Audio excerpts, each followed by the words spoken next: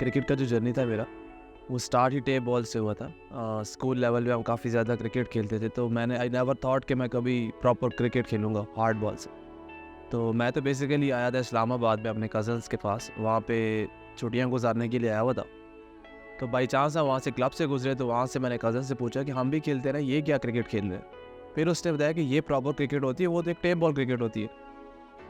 तो फिर मैंने कहा चले जाके बात करते हैं, मैं क्लब में एडमिशन ले लेता हूँ और फिर मैं स्टार्ट करता हूँ कैसे खेलते हैं। तो खैर अब्बू नहीं माने, वहाँ पे गए, क्लब वालों ने कहा आपको यहाँ पे रहना पड़ेगा, एडमिशन करना पड़ेगा, सारा ऑल दैट।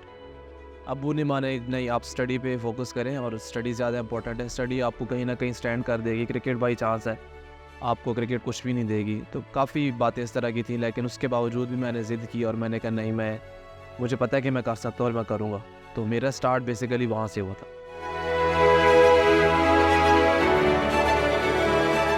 ज़ल्मी के साथ मैं 2019 में भी एक दफ़ा आया था, कैंप किया था।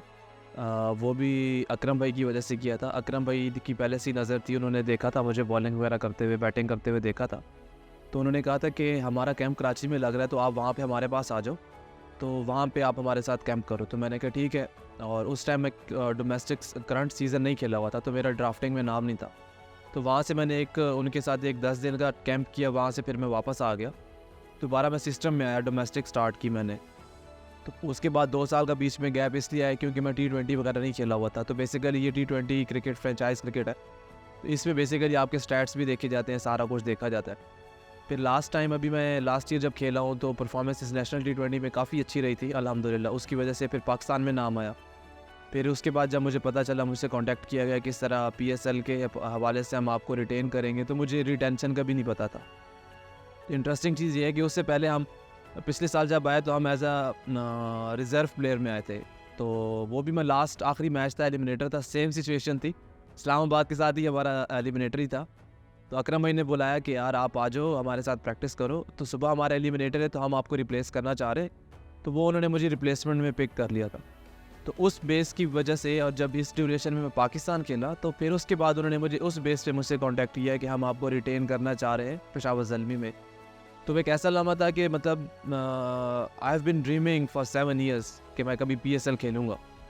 तो वो समझे कि ड्रीम कम ट्रू। और जब ये बात हुई तो काफ़ी खुशी थी। सबसे पहले मैंने वाइफ़ को बताया किस तरह मुझे राब्ता हुआ, तो उन्होंने कहा कि हम आपको रिटेन कर रहे हैं। तो बस हमने भी शुक्राने के नफल वगैरह उन्होंने भी पढ़े, मैंने भी पढ़े। तो बस इस तरह करके मेरा जो PSL का स्टार्ट था वो यहाँ से हुआ था।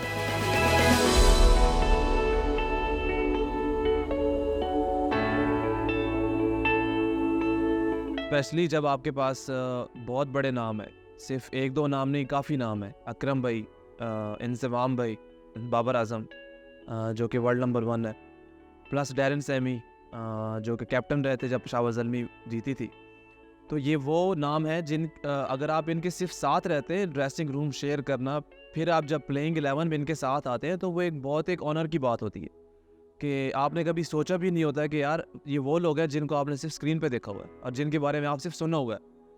तो जब आप उनके साथ खेलते हैं, जब वो आपके साथ एक्सपीरियंस शेयर करते हैं, तो आप एक डिफरेंट फीलिंग्स होती हैं, आपके कॉन्फिडेंस लेवल जो होता है ना, अगर आप नहीं भी खेल रहे होते, प्लेइंग 11 में नहीं होते, लेकिन आप वो ऐसे लेवल तक चले जाते हैं कि आप कहते हैं कि यार मैं यहाँ तक आ गया हूँ, तो ये मेरे लिए बहुत बड़ा ड्रीम था जो कि मेरा एक ख्वाब पूरा हो गया।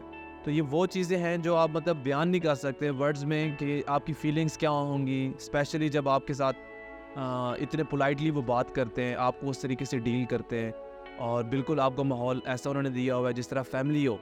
तो उसमें आप हमेशा आपकी ग्रोथ जो होती है वो हमेशा से पॉजिटिव उसमें जाती है, कभी भी नेगेटिव में नहीं जाती।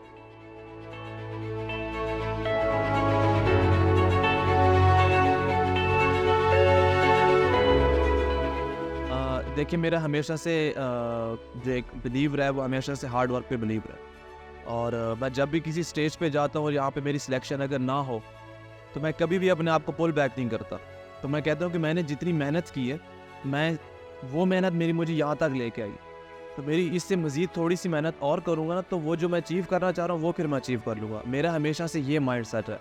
और मेरी फ़ैन से भी यही रिक्वेस्ट है कि जब भी आपको कभी भी ऐसा लगे कि नहीं मैं स्टेज तक पहुंच के ऐसे मेरे साथ होना नहीं चाहिए था, तो ये चीज़ कभी भी नहीं होनी चाहिए। यंग यूथ जो भी क्रिकेट खेलना चाहते हैं या जो भी खेल रहे हैं, जिनका डेफिनेटली एम होगा पाकिस्तान को रिप्रेजेंट करना, किसी टीम के लिए उन्होंने आना होगा कि जी मैं ज़लनी से खेलूँ, किसी भी फ्रेंचाइज क्रिकेट में जाने के लिए, तो कभी भी अपने आप को लेट डाउन नहीं करना कि मैं इस जगह पे पहुंचा यार, मेरा वो नहीं हो सका जो होना चाहिए था। तो हमेशा से उसके आगे इसको पॉजिटिव ऐसे लेना है कि आपने थोड़ी सी और मज़ीद मेहनत करनी है तो आप उस तक, क्योंकि मेरा जो बिलीव है वो ये है कि आप जितनी मेहनत करते हैं आपको उतना ही रिवॉर्ड मिलता है, कभी भी आपको अपनी मेहनत से ज़्यादा रिवॉर्ड नहीं मिलता। A yellow storm is coming and you'll never be the same. Oh, oh, oh, oh,